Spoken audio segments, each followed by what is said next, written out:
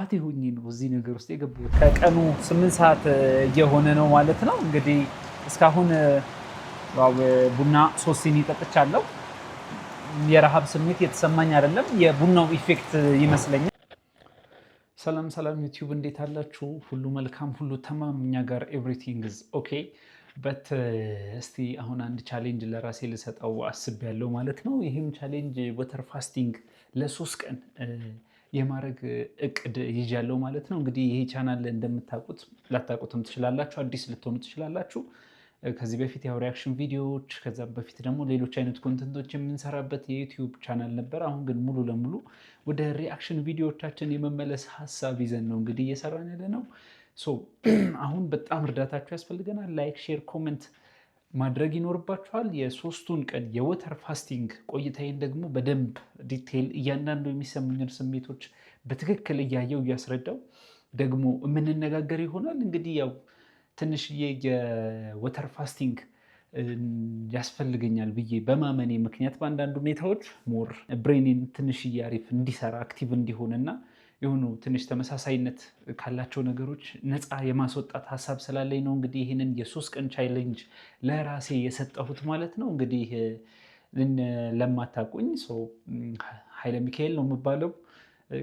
ካሜራማን፣ መምህር፣ ሶሻል ሚዲያ ማናጀር፣ እነዚህን ስራዎች ከዚህ በፊት ሰርቸዋለሁ። አሁን ደግሞ በደንብ ዩቲዩብ ላይ በደንብ የመገለጥ ሀሳብ አለኝ። ዴይሊ ቪዲዮዎችን በእነዚህ 40 ቀናት ውስጥ ለመስራት እና ቢያንስ በየቀኑ አንዳንድ ቪዲዮ ላደርሳችሁ ወስኜ ነው ይህንን ቪዲዮ የምቀረጸው ማለት ነው። እንግዲህ አዲሱ ዓመት እስከሚመጣ በጣም ቤንግ በሆኑ ቪዲዮዎች እንመጣለን። በጣም ብዙ ኮንተንቶችን አደርሳችኋለሁ። የሪያክሽን ቪዲዮዎቹ ይቀጥላሉ። ዴይሊ ከእናንተ ጋር የማሳልፍ ይሆናል ማለት ነው። እንግዲህ በዚህ ውስጥ የእናንተ ላይክ፣ ሼር፣ ኮመንት በጣም እፈልገዋለሁ። ሰፖርት አድርጉኝ፣ አበረታቱኝ። በእነዚህ 40 ቀናት ውስጥ የሚሆነውን ደግሞ አብረን እናያለን ማለት ነው። እንደዚሁ እየተመለስኩ እያንዳንዱ የተሰሙኝን ስሜቶች ለእናንተ የምነግራችሁ ይሆናል። ይሄ የ3ቱን ቀን እያንዳንዷን ሁኔታዎች የማስረዳችሁ ይሆናል ማለት ነው። ይህንን ቪዲዮ የመቅረጽ ሀሳብ የመጣልኝ ከረፈደ ስለሆነ እንትን አላልኩም። እንግዲህ ዛሬ ከጠዋት ጀምሮ ኦልሬዲ አሁን እኩለ ቀን እየሆነ ነው።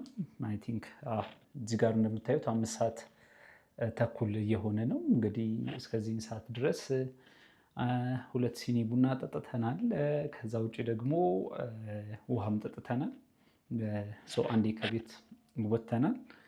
የመጀመሪያው እንቅስቃሴ ያደረግነው ነገር ይሄ ነው ማለት ነው። ያው እንደምታዩት ሰዓታችን 5 ሰዓት ተኩል ሆኗል ማለት ነው። እስካሁን እስከ 6 ሰዓት ባለው ሁኔታ ምንም አይነት የድካም ስሜት ምናምን አልተሰማንም። በእርግጥ አርፍደን ነው የተነሳ ነው። እስካሁን አለን።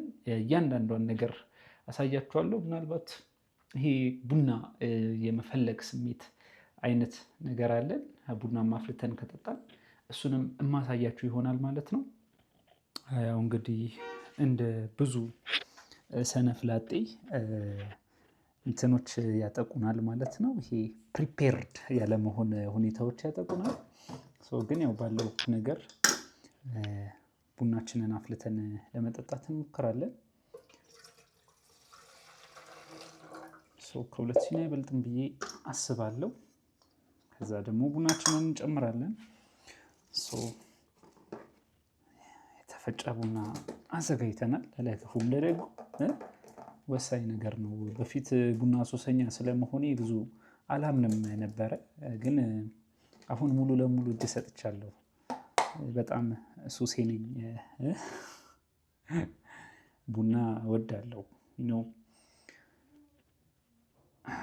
ይህን ያክል ይበቃናል እና ምንም አይነት ስኳር እንዲኖረው አንፈልግም። እንግዲህ ቼን አድርገን ቡናችንን እንጠጣለን። ቡና በማንቆርቆሪያ ብዙም ደስ አይልም። በቃ ደስ አይልም፣ ግን ምንም ማድረግ አይቻልም። እንጠጣዋለን። ያው እንግዲህ ፈላልታለች።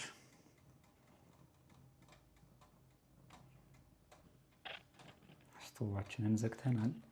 እንግዲህ እየፈጠነ እንጠጣዋለን። ያው እንዳልኳችሁ የማንቆርቆሪያ ቡና ብዙም አይነፋም እና ደግሞ ቶሎ ይቀዘቅዛል ምናምን እንደ ጀበና እንትን የሚያሰኝ አይደለም እና ብዙ ሳይቀዘቅዝ ስኳር ሳይኖረው ለመጠጣት እንሞክራለን ማለት ነው። ይህንን ይመስላል ሴታፓችን። አንድ ሲኒ፣ አንድ ማንቆርቆሪያ። ፒስ ኢንጆይ ዘ ቡና።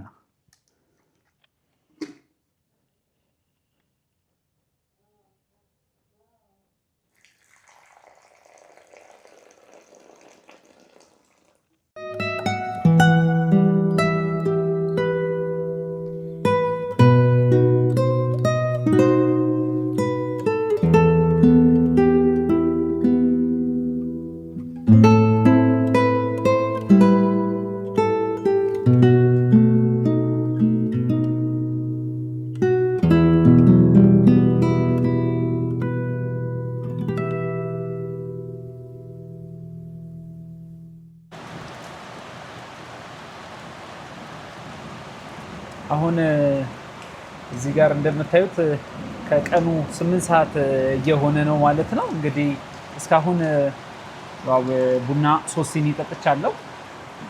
የረሃብ ስሜት የተሰማኝ አይደለም። የቡናው ኢፌክት ይመስለኛል። ያው ትንሽ አፒታይት የመዝጋት አይነት ነገር ስላለው ቡና የሱ ውጤት ይመስለኛል።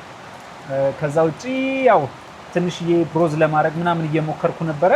ቡና እንድቀንስ ያው ቡና ብዙ ኮንሱም ማድረግ እንደሌለብኝ እንትን የሚላለ ግን ያው አይ ቲንክ እስከ 5 ሲኒ በቀን ውስጥ እምወስድ ይመስለኛል።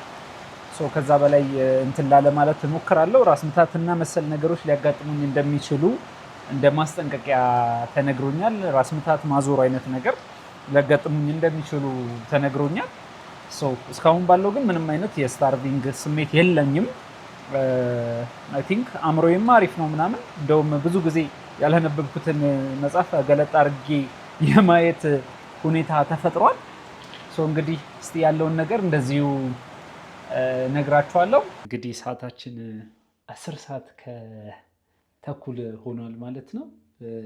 እንግዲህ ትንሽዬ የምዕራብ የሚመስል ስሜት፣ የመድከም አይነት ስሜት አለ። ትንሽዬ ብቻ ኃይል መቆጠብ የሚያስፈልግበት አይነት ትንሽም ይሄ ምንድን ነው የሚባለው በጣም ንቃ ድንገጥ ማለቱ ቀንሶ ትንሽዬ የሆነ ነገሮች ዝቅ እያሉ ይመስለኛል።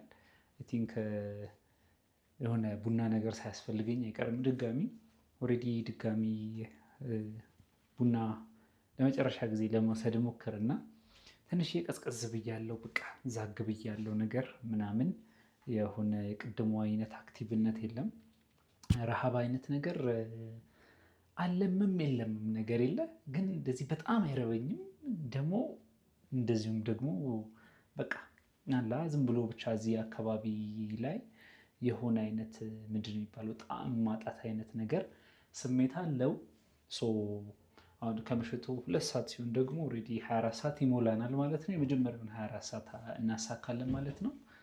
እስቲ እንደርስ ሲሆን ኦልሬዲ ከ2 ከ3 ሰዓት በኋላ ደግሞ ቀጥዬ እመጣና ያለሁበትን ሲቹዌሽን ማሳወቃችሁ ነው የሚሆነው ማለት ነው።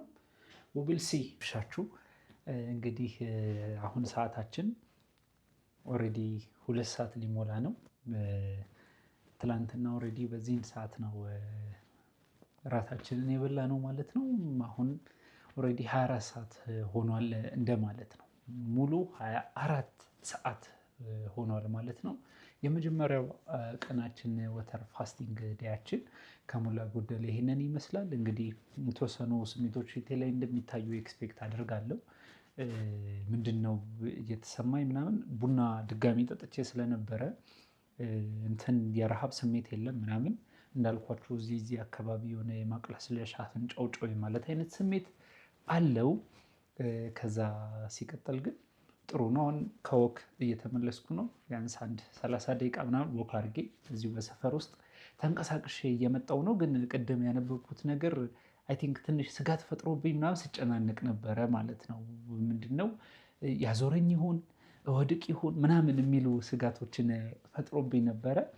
ግን እስካሁን በጣም ሰላም ነን። ያው ከዚህ በፊትም እንደዚህ አይነት ልምዶች ነበሩ። ግን ያ ልምድ በ24 ሰዓት አንድ የመብላት አይነት ልምድ እንጂ እንደዚህ ሙሉ 24 ሰዓቱን ከምግብ ውጭ የማሳለፍ አልነበረም እና ሌሊትም ምናልባት የሚያጋጥሙኝ ነገሮች ምናምን ካሉ እንደዚሁ በቪዲዮ የማጋራችሁ ይሆናል ማለት ነው። ከዛ ውጭ ግን 24 ሰዓታችንን በድል ተወተነዋል። ምን አባቴ ሆኜ ነው እዚህ ነገር ውስጥ የገባሁት የሚያስብል ነገር ካለም እንግዲህ ቪዲዮን እየሰራው የምቀጥል